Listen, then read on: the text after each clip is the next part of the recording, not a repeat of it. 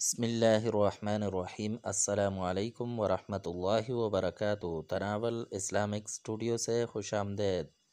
اللہم صلی علی سیدنا و مولانا محمد وعلی آل سیدنا و مولانا محمد وبارک وسلم وصلی علیہ۔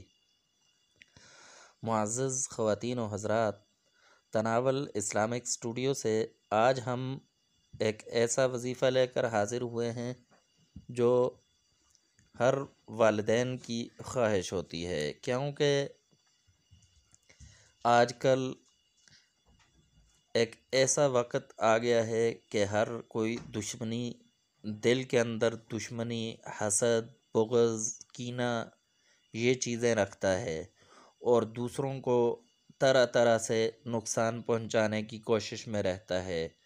تو اسی سلسلے میں ایک سلسلہ ہے، وہ ہے نظر بد۔ تو ہر کوئی دوسروں کو نظر بد کے ذریعے سے بھی نقصان پہنچانا چاہتا ہے۔ بہت سارے بچے نظر بد کا شکار ہو جاتے ہیں، بڑے نظر بد کا شکار ہو جاتے ہیں، جانور نظر بد کا شکار ہو جاتے ہیں۔ تو نظر بد ایک حق چیز ہے، برحق ہے، اور یہ عموماً ہوتی رہتی ہے۔ تو اس سے بچوں کو بہت نقصان ہوتا ہے۔ بعض اوقات وہ گر جاتے ہیں، بعض اوقات ان کے بال گرنے لگ جاتے ہیں، بعض اوقات ان کے گر کر کوئی جگہ ٹوٹ جاتی ہے، کوئی عضو ٹوٹ جاتا ہے، کئی طرح سے نقصانات ہوتے ہیں، بچہ ضد کرنے لگ جاتا ہے اور کئی طرح کے مسائل کا شکار رہتے ہیں۔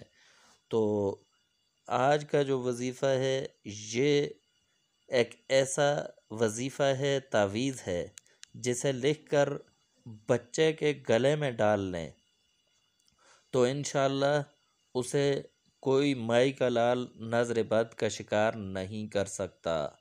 یہ دعویٰ ہے میرا، اور یہ کیوں نہ ہو، کیونکہ یہ قرآنی عمل ہے اور یہ آیت نازل ہی اسی مقصد کے لیے ہوئی تھی۔